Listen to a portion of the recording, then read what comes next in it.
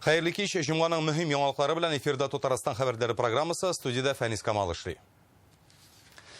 Татарстанда 2 көн дәвамында барган зур халыкара форум төгәлләнде. Раски дип аталган чара Россия белән Кытайның икътисади якынаюын, башка тармакларда да элемтәләрне ныгытуны күздә тотып оештырылган. Һәм илнең алга киткән төбәкләренең берсе буларак Татарстан бу мөнәсәбәтләрне урнаштыруга зур өлеш кертә. Казан Экспода көннең 2нче яртысында республика рәисе Рөстәм Миннеханов һәм Россиянең икътисади үсеш министры Максим Решетников катнашында форумның пленар утырышы да узды. Сәүдә-икътисади хезмәттәшлекне ныгыту өчен нинди мөмкинлекләр ачыла? Россия һәм Кытайның уртак проектларын тормышка ашыруда дәүләт ярдәме нинди булачак? Булар хакында тулырак Гөлназ Сайфетдинова. Пленар утырышны Кытай эшмәкәрләренең безнең илдәге берлеге рәисе Шжоу Лицунь алып бара. Бүген Россия Кытай мөнәсәбәтләренең моңарчы күрелмәгән югарылыкка күтәрелүен әйтә. Быелның 8 аенда товар әйләнеше 32% артып, 155 миллиард долларга җиткән. 2024 елга 200 миллиардка җиткерү планы вакытыннан алда тормышка ашырылачак дигән ышаныч белдерәләр. Катнашучыларны видеоэлемтәше Сергей Лавров, Дмитрий Чернышенко сәламләде. Татарстан накопил богатый опыт успешного взаимодействия с китайскими друзьями. Икътисади проектларны тормышка ашыру буенча Татарстанның тәҗрибәсе зур һәм уңышлы. Республикада танылган Кытай оешмалары эшли. 5 ел элек Казанда генераль консуллыклары да ачылды. Татарстан алымы уңышлы эшкә этәргеч бирәчәк. Реализуются проекты с объемом инвестиций порядка. Ике арада 160 миллиард сумлык инвестиция проектлары тормышка ашырыла. Аларның күбесе Россия төбәкләре һәм Кытай провинцияләре арасында башкарыла. Татарстан бу тармакта иң алдынгылардан санала. Сезнең республика эшне төрле өлкәләрдә алып бару белән аерылып тора. Россия-Кытай мөнәсәбәтләре яңа дәрәҗәгә чыга. Форум элемтәләрне ныгыту, яңа проектларын эшләтеп җибәрү өчен файдалы булачак диләр. Важно, что с ростом количественных показателей происходит и качественный рост. Сәүдә өлкәсендә хезмәттәшлек юллары арту белән бергә сыйфатның да яхшыруын күрәбез. Хәзер күп кенә Россия компанияләре Кытай оешмаларына яраклашып эшли. Кытайлылар да Россиягә йөз тота. Бу яхшы күренеш хезмәттәшлекне тагын да үстерү мөмкинлеге бирә. Татарстан һәм Кытай провинцияләре 7 килешү буенча эшли. Республика белән товар әйләнеше дә арта. Господин Си Цзиньпин и наш президент Владимир Путин на близких таких отношениях, и регионы тоже должны воспользоваться этими моментами. Есть очень крупные компании с большими интересами в России. Мы открыты и создадим все условия. Вот пример Хайра говорит о том, что наш регион, он интересен. 23 миллиарда вложили и дальше продолжает. Бүген Россия һәм Кытай хезмәттәшлегенең көн тәртибендә 79 проект. Алар беренчедән сәүдә булса, икенчедән инфраструктурага кагыла. Сотрудничает в самых разных сферах. Безнең хезмәттәшлек нәтиҗәсендә булдырылган продуктларга халыкта ихтыяҗ арта. Бу мәгълүмати технологияләр, нефть һәм газ тармагы, инфраструктура, товар алмашуга кагыла. Кытай белән Россиянең планнары да тәңгәл килә. Продуктларның 90% милли валютада түләнә. Россия өчен Кытай тәҗрибәсе кызыклы булса, әлеге илдә дә безнең технологияләрне кулланырга әзерләр. Инде бик күп еллар дәвамында Кытайда Россия машиналары һәм электроникасына ихтыяҗ зур. Инвестицияләрнең күп өлеше шушы тармакка җәлеп ителә. Без һәр провинциядә сезнең яңа технологияләрегез турында сөйлибез. Элемтәләрне ныгыту өчен бу да мөһим дип саныйм. Форум мәйданында эшлекле сөйләшүләр узды, хезмәттәшлек турында килешүләр имзаланды. Инде яңа проектларның тормышка ашырылуын көтәләр. Гөлназ Сайфетдинова, Рәмзил Гарипов, Яңа Гасыр каналы. Татарстан һәм Кытай эшмәкәрләренең уртак проекты безнең республикада лифтлар җитештерә башлаячаклар. Завод Яшел Үзәннең сәнәгать паркында ноябрь аенда ачылырга тиеш. Бу хакта бүген Раски форумы барышында хәбәр иттеләр. Ул безнең Татлифт белән Кытайның Aviation Guizhou оешмасы проекты булачак. Алар елына 3000 лифт җитештерергә ниятлиләр. Россиядә елына нибары 44 меңгә якын лифт эшләнә. Кытайда исә 1 миллион тирәсе. Өстәвенә илдә җыела торган лифт компонентларының 90% моңарчы читтән кертелгән була. Үзебезнең заводны лифт продукциясын әшәбез ноябрьдә бу елны. Безнең лифтлар чыгачак, безнең бу республикада. Россияның икътисади үсеш министры Максим Решетников бүгін ертең республика предприятиелеріне баруға да үлгерді. Башта ул Яршалының КАМАЗ заводы эшчәнлеге белән танышты. Рөстәм Миннеханов Сергей Когогин белән берлектә кабиналар каркасын җыю линиясын, заводның башка җитештерү майданнарында карадылар. Шулай ук гыйльми техник үзәктә тукталып, КАМАЗның яңа модельләре белән таныштылар. Монда заманча үз бушаткычлар, пассажирлар йөртү, КАМАЗ шоссеендагы махсуслашкан техника тәкъдим ителгән. Максим Решетников К5 модельле машинаны үзе дә йөртеп карады.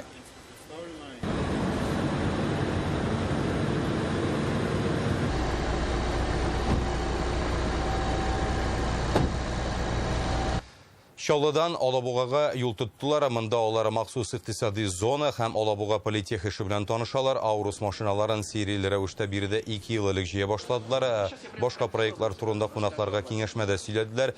Алабуга политех Россиядәге иң зур инфраструктуралы гыйльми үзәк булып санала. Монда елына 10 мең кеше белемен күтәрә ала. Максим Решетников аны бик отышлы система дип атады. Татарстан рәисе искәрткәнчә, югары тәҗрибәле белгечләрне шулай гына әзерләп була. Шартлар яхшы, заводларның инженер-практиклары үз осталыгы белән дә бүлешә, диде Рөстәм Миннеханов. Быел Алабуга политех беренче курска 1200 укучыны кабул иткән. У вас огромный комплекс, как бы, да? Сейчас огромный хозяйство. Вот, соответственно, и дальше, соответственно, смежные компетенции очень важно для тех инженеров будущего, чтобы люди изучали смежные компетенции. Форумның рәсми булмаган программасы да бай, анда Кытай һәм Россиядә яшәүче төрле халыкларның мәдәни мирасы, гореф-гадәтләре белән танышырга мөмкин. Музыка, уен кораллары, иптәшләрчә спорт ярышлары тәкъдим ителгән. Кытай кызлары хәтта татарча өйрәнергә өлгергән. Форумның үзенчәлекле мөхитен Илдар Сафиуллин да күреп кайтты. Гадәттә театр киенү чишенү белмәсеннән башлана, бу халыкара форум киемнән башланып китә. Менә шунда килгән барлык кунакларны үзебезнең татар кызлары Кытай милли киеменнән елмаеп каршы алалар. Алар безнең республиканың нәкъ кунакчыллыгын шушында күрсәтә дә инде. Игътибар итсәк, икенче якта үзебезнең татар кызлары, алар волонтер вазифасын үти. Килгән кунакларны кайда кирәк, шунда алып барырга һәрчак әзер торалар. Сездән менә нәрсәдер ярдәм сорыйлармы читтән килгән кешеләр? Кая барырга, нишләргә? Бездән күп сораулар бирәләр, кайда барырга, кайда нинди әйберләр карап була. Исәмисез. Пекиннан форумга килгән Кытай кызлары 2 көн эчендә матур итеп татарча исәнләшергә өйрәнгән. Милли киемнәрендә борынгы язулар, Кытай бизәкләре сурәтләнгән. Алар бу хакта горурланып сөйли. This dress is my mom. Мондый күлмәкләрне безнең әбиләребез киеп йөргән, без дә алардан калган юлаларны, милли киемнәрне сакларга телибез. Бу киемне әнием сатып алды. Аларны зур бәйрәмнәрдә генә киябез. Россия һәм Кытай яшьләре төрле спорт ярышларында көй сынаша, го, өстәл теннисы һәм башкалар. Әлеге спорт түрендә Кытай кызларына һәм егетләренә җир йөзендә тиңнәр юк. Нәкъ менә шу мөмкинлектән файдаланып, безнең Татарстан яшьләрдә сәнәгатьтә һәм икътисадта гына түгел, спорт өлкәсендә дә җиңү серләренә өйрәнергә тырышачак. Әйдәгез, Кытай кызына каршы үзебезнең осталыкны тикшереп карыйк әле.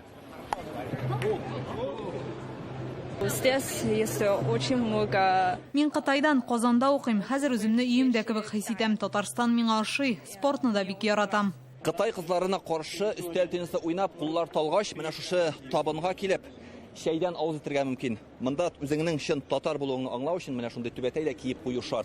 Инде үзебезнең татар кызлары кайнар шәй белән сыйлый. Бик зур рәхмәт.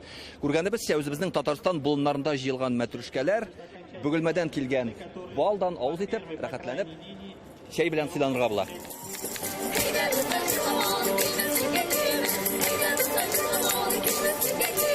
Кытайдан килгән кунакларга һәм гомумән башка төбәкләрдән дә килгән кунакларга мастер-класс үткәрәбез. Безнең монда Идел буе төбәкләрендә торган халыкларның уен кораллары, борынгы уен кораллары,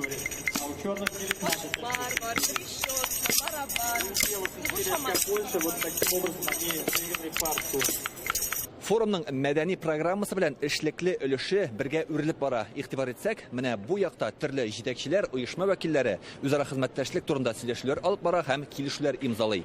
2 көн буе менә шулай тыгыз программада дәвам иткән әлеге форумның югары нәтиҗә китерүе бәхәссез. Илдар Сафиуллин, Алмаз Зиятдинов, Яңа гасыр каналы. Раски форумында Қытай инвесторлары белән тиз арада тормышка ашырырга килешенгән проектлар энергетика һәм төзелеш тармакларына карый. Бу хакта матбугат очрашуында республиканың инвестицияләр үсеше агентлыгы җитәкчесе белдерде.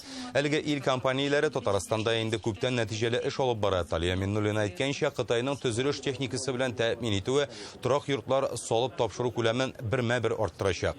Энергетика тармагына да саллы оешмалар үз өлешен кертә ала ди ул. Россия күләмендәге хезмәттәшлеккә дә илләр җитәкчелеге инде күптән нигез салганын искә төшерде. В марте 23 года у нас председатель Китайской Народной Республики господин Си Цзиньпин посетил Российскую Федерацию с официальным рабочим визитом. 2023 елның мартында Кытай Халык Республикасы рәисе рәсми эш сәфәре белән Россиядә булды. Аның нәтиҗәсе буларак ил президенты Владимир Путин белән икътисади хезмәттәшлек килешүен булдырдылар. Анда төгәл юнәлешләр билгеләнгән. Илләр арасындагы багланышларны ныгыту, кече һәм урта бизнесны кооперацияләү, цифрлы икътисадтагы хезмәттәшлек, яшел икътисад бүгенге очрашу шуларны гамәлгә ашыруның бер юлы булып тора да инде. Кытай белән хезмәттәшлек итү Татарстан өчен өстенлекле юнәлешләрнең берсе. Бу хакта бүген Раски форумында чыгыш ясаганда Татарстан Дәүләт Советы рәисе Фәрит Мөхәммәшин белдерде. Республиканың парламент башлыгы халыкара мөнәсәбәтләргә зур өлеш кертүче сәяси партияләр эшчәнлегенә багышланган утырышта катнашканда Россия Дәүләт Думасы, Татарстан Дәүләт Советы депутатлары Кытайдан килгән вәкилләр чыгыш ясый. Фәрит Мөхәммәшин билгеләп үткәнчә, Кытай соңгы елларда Россия һәм Татарстан белән даими рәвештә хезмәттәшлек итүче илләрнең берсе. Менә шулай очрашып сөйләшүләр элемтәләрне тагын да ныгытачак ди Татарстан Дәүләт Советы рәисе. Форума барышында Татарстан Дәүләт Советы рәисе Фәрит Мөхәммәшин Россия сенаторлары Константин Косачев һәм Андрей Денисов белән очрашты. Алар Россия-Кытай стратегик партнерлыгы нигезендә безнең республиканың әлеге ил белән хезмәттәшлеген ныгыту хакында сөйләшә. Россия сенаторлары Раски беренче форумының югары дәрәҗәдә оештырылуын билгеләп үтте. Алар бизнес вәкилләренең, дәүләт эшлеклеләренең мондый элемтәсе дәвамлы булыр дип ышана. Татарстан же идет в этом смысле опережающими темпами, абсолютно точно. Татарстан һәр вакыт замана белән бергә атлый. Дәүләт-ара халыкара элемтәләр җитәкчелектә генә урнаштырылырга тиеш түгел. Төбәкләр, муниципаль берәмлекләрнең хезмәттәшлеге төрле илләр дустыгының иң нык һәм вакыт белән сыналган нигезе булып тора. Связями это всегда самый мощный, самый прочный, самый долговечный фундамент для развития отношений между странами. Присоединяюсь к словам Константина Иосифовича, что это большая и серьезная перспектива укрепления международного сотрудничества не только в бизнесе, но и в культуре, в человеческих отношениях. Эти традиции сейчас укрепляются.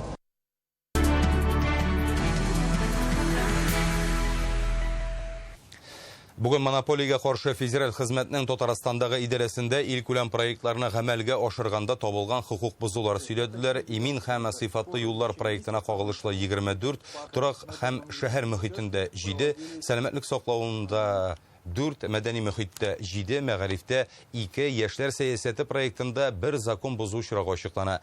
Бәяне нигезсез арттырып яки башка юллар белән акча үзләштерергә тырышканнар. Гаеплеләр башка өлкәләрдә дә бар. Алабуга районы башкарма комитеты җәмәгать транспорты маршрутын үзгәрткәннән соң бер автобус тукталышларга икенчесеннән 2 минутка алда килеп барлык пассажирларны алып китә башлаган дип сөйләделәр идарәдә. Шул сәбәпле табышсыз калган башка оешма транспортын маршруттан алырга мәҗбүр булалар. Тукай районы эшмәкәре авыл хуҗалыгы өчен каралган җирдә мототрасса төзегән. Казанда җир һәм мөлкәт мөнәсәбәтләре комитеты Совет районындагы кишәрлекне аукционсыз гына биргән. Ярчаллыда ритуаль хезмәтләрне бер муниципаль оешма гына башкара. Бу исә бәяләрнең 2-3 мәртәбә артуына китергән диләр Уфаста. Мәктәп һәм балалар бакчаларында да сак оешмаларның үз эшен тиешенчә башкармау очраклары теркәлә. Включили в этом году 103 подрядчика. Быел без 103 оешманы намуссыз эшләүчеләр реестрына керттек. Узган ел андыйлар 110 иде. Бу күбрәк мәктәп һәм балалар бакчаларындагы сак хезмәтенә кагыла. Аларның лицензиялары бар. Сакчыларның эшкә чыкмау очраклары теркәлгән. Җиһаз, канцелярия товарларын китерүчеләр һәм принтер картриджлары белән тәэмин итүчеләргә карата да шикаятьләр күп килә. Садов, школ. То есть просто либо же у них прекращается лицензия. Банкларның быел 84 тапкыр ялган реклама бирү ачыкланган, халыкны дөрес булмаган мәгълүмат белән әйтик, 10% кредит бирәбез дип җәлеп итәләр. Кеше суда килешүен ахырына кадәр укымый һәм алданада. Кредит суммасы ай саен арта башлый, банклары ялган юл белән берничә өстәмә хезмәттә тагарга мөмкин диләр идарәдә. Хәзер хәрби хезмәттән азат итәбез дигән игъланнар да күбәйгән. УФАС хезмәткәрләре аларга ышанмаска киңәш итә. Освобождение от службы в армии предусмотрено только по закрытому перечню. Хәрби хезмәттән закон нигезендә генә азат итәргә мөмкиннәр. Кешенең армиягә яраклымы юкмы икәнен чакырылыш комиссиясе вәкилләре генә хәл итә. Буш вәгъдәләр бирүче юридик оешмалар шактый. Әле күптән түгел генә бер егет армиягә бармас өчен аларга зур сума түләгән. Нәтиҗәдә акчасыннан да колаккага ышандырылган хезмәт тә күрсәтелмәй. Что по сути является недостоверным.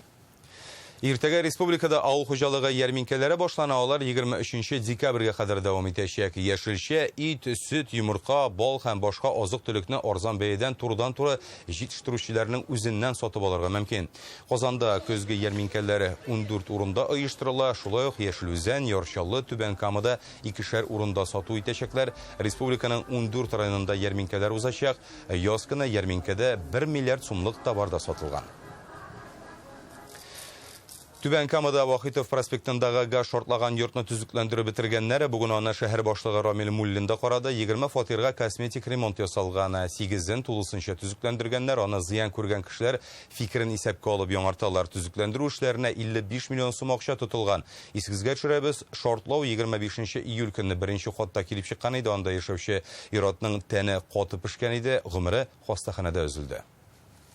Казанда коронавируска каршы вакцина беткән, әмәне грипп һәм ОРВИдан табибка язылмыйча да прививка ясатып була. Белгечләр ни өчен яңа эпидемиологик сезонны хафаланып көтәсең? Бу хакта Реальное время интернет газетасыннан укый аласыз.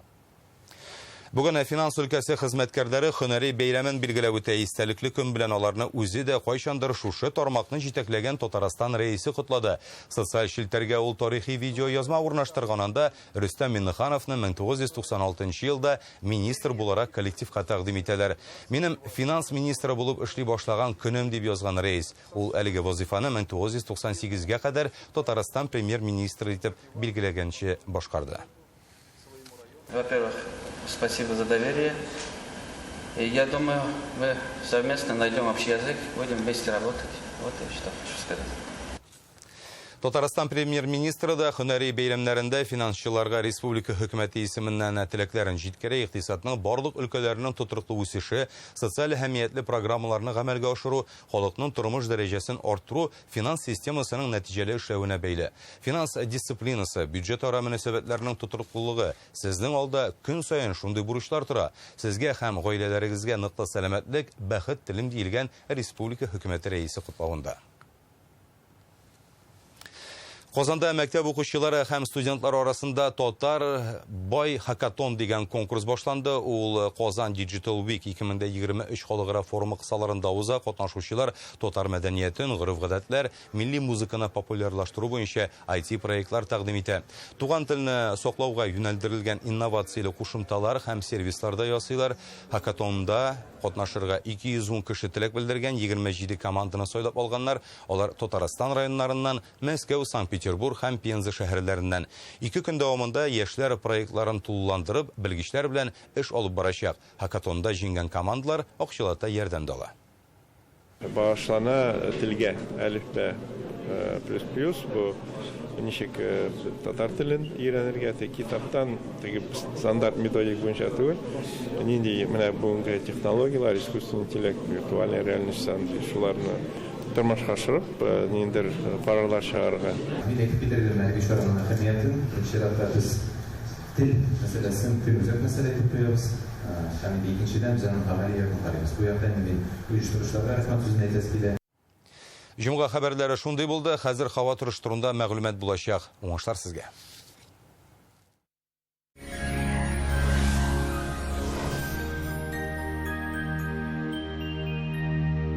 Исәнмесез? Студияда Рәдис Гарипов. Бары тик сентябрь азагына кадәр Данил Мастердан үзегез теләгән корпус җиһазына 10% ташлама белән заказ бирегез. Яңа Сезнең размерлар белән эшләнгән кухня яки шкаф-купе турында хыялланасыз икән, иртәгәгә калдырмагыз, бүген үк шалтыратыгыз. Казандагы телефон 2-167-166. Татарстанда үзгәрүчән һава торышы күзәтелә. Киләсе тәүлектә ул нинди булыр? Хәзер тулырак. Яндекс һава торышы сервисы мәгълүматлары буенча, шимбә көнне температура бераз күтәрелә. Арча, Байлар Сабасы һәм Кукмарада алмашынучан болытлы була. Көндез яңгыр көтелми. Температура төнлә 10, көндез 21 градуска кадәр жылы. Апас, Кама тамагы, Кайбышта урыны белән бераз яңгыр явачак. Температура көндез 19 градуска кадәр, төнлә 12 градуска кадәр жылы. Чистай, Чирмешән, Аксубайда жылы. Урыны белән явым-төшем көтелә. Көндез температура 18-20 градус, төнлә 9-10 градус тәшкил итәчәк. Түбән Кама, Әгерҗе, Сарманда да яңгырлар фаразлана. Температура көндез 20 градус, төнлә 10 градус жылы булачак. Әлмәт, Баулы һәм Лениногорскида явым-төшем, көндез һава 19 градуска кадәр жылыначак, төнлә 10 градус жылы көтелә.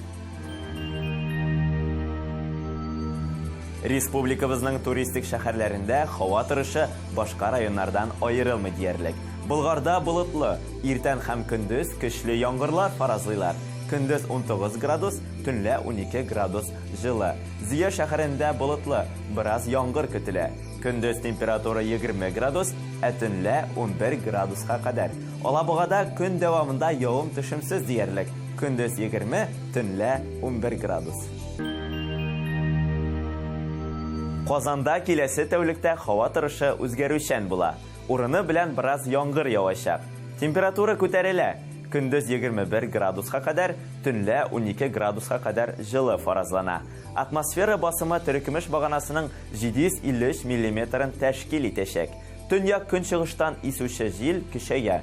Көндез аның тизлеге секундына 5 метрга җитәчәк. Дымлылык 53%. Җирнең магнит кыры тыныч. Әлегә менә шулар. Сезнең белән Рәдис Гарипов иде. Сау булыгыз.